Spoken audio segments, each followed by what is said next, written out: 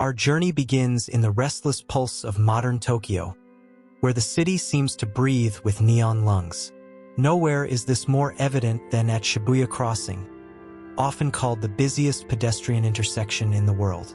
When the traffic lights turn red in every direction, a sea of humanity flows across the wide expanse in perfect, practiced chaos. Business professionals in dark suits, teenagers in daring fashion, and curious travelers all weave through each other with a precision that feels almost choreographed. Standing there, you sense Tokyo's rhythm. Fast, efficient, and endlessly alive. Above, massive LED billboards flash advertisements for the latest gadgets, J-pop stars, and fashion brands, their glow bouncing off the glass facades of skyscrapers. The atmosphere is a sensory storm, digital voices calling from screens, the soft rumble of trains echoing below ground, and the steady buzz of conversation. This is the Tokyo most outsiders imagine. A city where technology rules and the future has already arrived. But Shibuya is only the beginning. In Shinjuku, the skyline bristles with corporate towers and hotels, while entertainment districts glow with signs stacked like luminous puzzle pieces. Akihabara, once a hub for post-war electronics, now reigns as a paradise for gamers, anime enthusiasts, and tech devotees. Its shops overflowing with everything from rare computer parts to the latest virtual reality headsets. Walking through these districts feels like entering a living laboratory of innovation, where progress is celebrated at every corner. Yet, as dazzling as this facade appears, it creates a question. In a city so thoroughly devoted to efficiency, spectacle, and reinvention, is there still room for the past? Or has tradition been erased beneath the neon lights? The answer, as we'll soon see, is far more surprising than it seems. Just when the neon brilliance convinces us that Tokyo belongs entirely to the future, the city opens a hidden door. A few steps away from the electric din of Harajuku's fashion boutiques lies the hushed entrance to the Meiji Jingu Shrine. Here, towering cedar trees form a canopy so dense it swallows the skyline. The chaos of traffic fades into silence, replaced by the crunch of gravel beneath your feet and the occasional call of a distant bird. Passing through the great wooden torii gate feels less like entering a shrine and more like crossing into another dimension, one where time slows and reverence hangs in the air. Inside the shrine grounds, incense drifts lazily through the air, and visitors bow deeply before offering prayers. Wooden plaques, hand-inscribed with hopes and wishes, sway gently in the breeze. It's an intimate moment of stillness, a reminder that even in a megacity of nearly 40 million people, there remains space for contemplation and tradition. Further north, in Asakusa, the majestic Sensoji Temple rises with crimson gates and curling eaves, Japan's oldest Buddhist temple. Vendors along Nakamai Street sell rice crackers and handcrafted souvenirs, echoing centuries-old customs. The temple grounds are alive with ritual.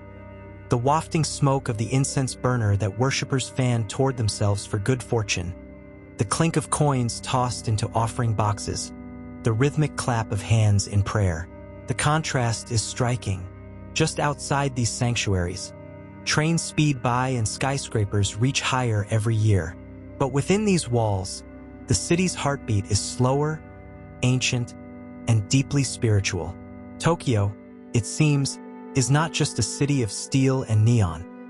It is also a city of whispers, where the voices of the past still murmur beneath the roar of progress. By now, a paradox begins to emerge. How can a single city embody both extremes, blinding futurism and serene antiquity, without tearing itself apart? In most places, the old is demolished to make way for the new. Yet in Tokyo, the two stand side by side, as if locked in an unspoken pact. This coexistence is not accidental. It is rooted in the city's cultural DNA. At the heart of this mystery lies Shinto, Japan's indigenous belief system. Shinto reveres nature, spirits, and sacred spaces, placing profound value on continuity with the past. Even in hypermodern Tokyo, traces of this philosophy linger. Shrines tucked into office courtyards, miniature altars glowing in the shadows of skyscrapers, rituals carried out quietly in daily life. Tradition here is not nostalgia. It is a living presence, woven into the rhythm of existence.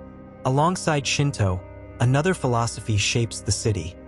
Wabi-sabi, the Japanese aesthetic that finds beauty in impermanence, imperfection, and transience. While Tokyo dazzles with cutting-edge architecture and flawless efficiency, wabi-sabi softens the edges. It whispers that cracks, age, and silence have their own worth. This is why a centuries-old tea house can survive in the shadow of a neon tower, or why a hand-painted calligraphy scroll carries as much prestige as the latest AI invention. Far from clashing, these two worlds seem to nourish each other. Technology grants Tokyo its relentless speed, while tradition slows it down just enough to breathe. One offers efficiency, the other offers meaning. Together, they create a social fabric unlike anywhere else, an invisible thread binding past and future, chaos and calm. But is this balance the product of conscious choice, or something more inevitable? As we peel back the layers, the truth begins to reveal itself, and it may be far less romantic than we've been led to believe. For decades, scholars, tourists, and even Tokyo's own citizens have marveled at the city's dual identity. It seems so deliberate, so carefully orchestrated, as though Japan had made a conscious pact with itself. Progress, but never at the cost of memory. Historians wrote about the country's unique cultural foresight, sociologists praised the people's devotion to tradition, and travelers left convinced they had witnessed a living harmony between old and new. But what if that harmony wasn't harmony at all? What if the story we've been told, the story of a city that chose to preserve its shrines and temples out of respect for history, is only half the truth? To understand the real answer, we must look closer, peel back the glittering surface of the metropolis, and step into the shadows of its past. Beneath Tokyo's towers and billboards lies a silence, a memory too painful to wear openly, yet too integral to erase. The city's duality, so often romanticized, hides a scar. Imagine standing before the weathered beams of an ancient temple, its wooden pillars darkened with age. Tour guides might say, it survived because the Japanese people cherished it. But the truth is more haunting.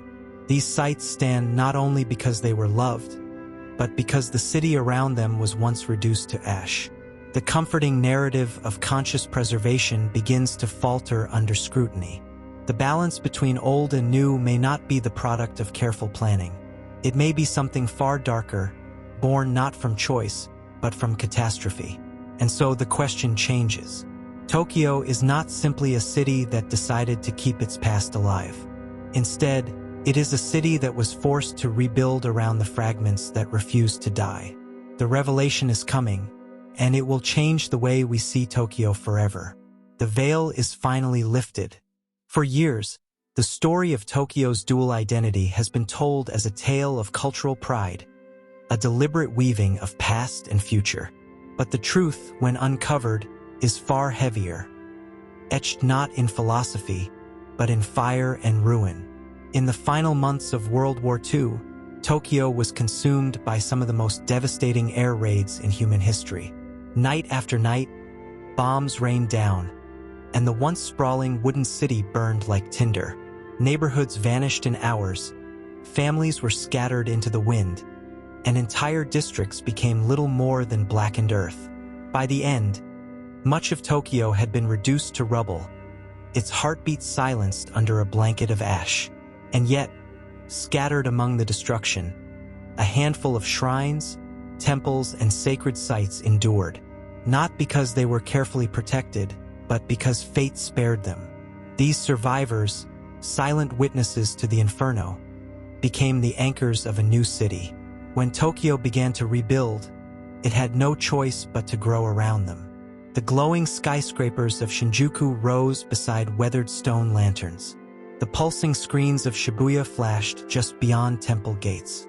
The contrast we now marvel at, the dazzling and the ancient standing side by side, is not a curated masterpiece, but the scar tissue of survival. Suddenly, Tokyo's duality takes on a different meaning. The coexistence of old and new is not only beautiful, it is tragic. It tells of a city forced to rise from ashes, carrying its wounds forward into the future. What we admire today is not simply progress paired with tradition. It is resilience. It is loss transfigured into life. Tokyo did not choose this coexistence. Tokyo endured it, and that endurance is its most astonishing truth.